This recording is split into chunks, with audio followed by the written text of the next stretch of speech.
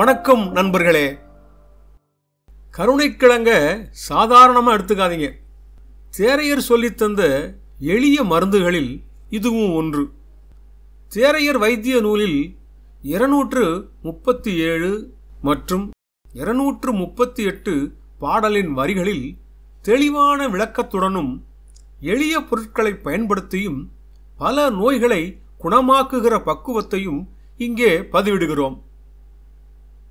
இன்றைய நவீன சிகிச்சைகள் மற்றும் இதர நடைமுறைகளில் பல நோய்களையும் குணப்படுத்துவதற்கு மருந்துகளும் தொழில்நுட்பங்களும் இருந்தாலும் சித்தர்களாலும் நம் மூதாதையர்களாலும் காலங்காலமாக பரிந்துரைக்கப்பட்ட இயற்கையான மருந்துகள் மிக துல்லியமாக நோய் தீர்க்கும் மருந்துகளாக இருப்பதால் இன்றும் மக்களால் பயன்படுத்தப்பட்டு வருகின்றன.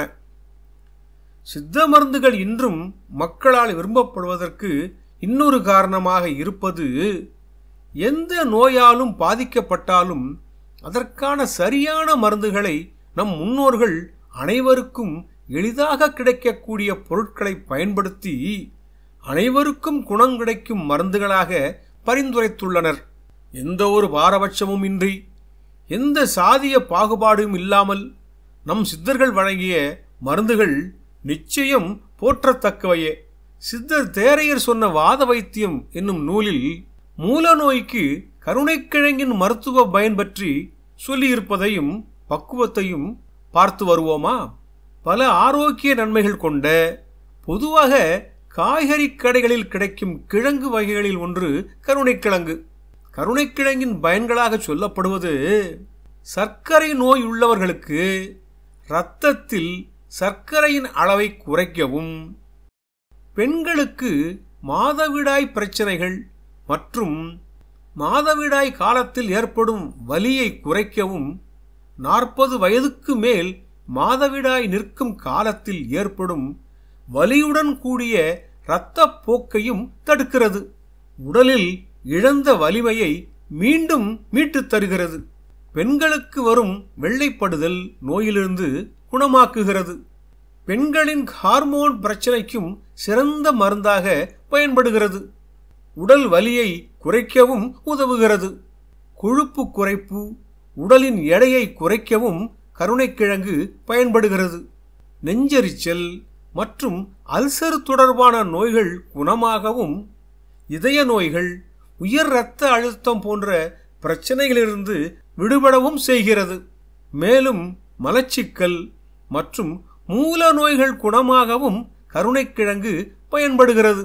இந்த கருணைக்கிழங்கை பயன்படுத்தி நமது தேரையரையா சொல்லித்தந்த கருணைக்கிழங்கு லேகியம் செய்யும் பக்குவத்தை பார்க்கலாமா?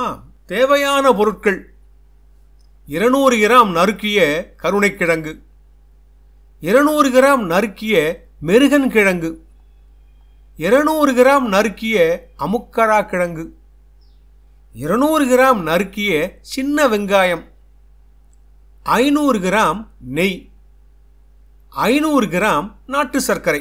கருணைக்கிழங்கு, மெருகன் கிழங்கு, அமுக்கரா, சின்ன வெங்காயம், இந்த 4 பொருட்களையும் சேர்த்து அரைத்து எடுத்து ஒரு பாத்திரத்தில் இட்டு அடுப்பேற்றி தூய நெய்யில் வறுக்க வேண்டும்.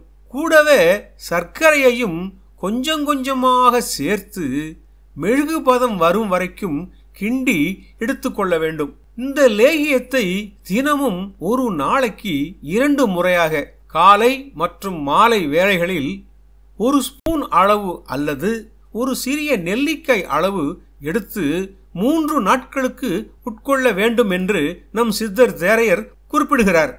இந்த கருணைக்கிழங்கு லேகியத்தை மூல நோய்க்கு உண்ணும் போது உப்பு, புளி, காரம் சேர்த்து கொள்ளாமலும் இச்சாபத்தியமாக இருப்பதும் மூல நோய் விரைவில் குணமாகும் என்றும் குறிப்பிட்டுள்ளார். தேரையர் சொன்ன பாடலில் குறிப்பிட்டுள்ள கருணைக்கிழங்குடன் மெருகன் கிழங்கு, அமுக்காரா கிழங்கு, சின்ன வெங்காயம் போன்ற பொருட்களை சேர்க்க சொல்லியிருக்கிறார். கருணைக்கிழங்கும் சின்ன வெங்காயமும் காய்கறி கடைகளிலும், மெருகன் கிழங்கையும் அமுக்காரா கிழங்கையும் நாட்டு மருந்து கடைகளிலும் வாங்கிக் கொள்ளலாம். பொதுவாக வனப்பகுதிகளில் காணப்படும் மெருகன் கிழங்கு என்ற மற்றொரு மூலப்பொருளானது வீட்டு சமையலில் இதை பயன்படுத்தவில்லை என்றாலும் சித்த மருந்துகளில் இந்த மூலப்பொருளின் பயன்பாடு ஏராளமாக உள்ளது. மெருகன் கிழங்கு வயிற்று நோய்கள், மூல நோய்க்கும் உடல் வெப்பநிலை மற்றும் நீரிழிவு நோய்க்கும் சிகிச்சை அளிப்பதில் பயனுள்ளதாக இருக்கும் என்றும் கூறப்படுகிறது.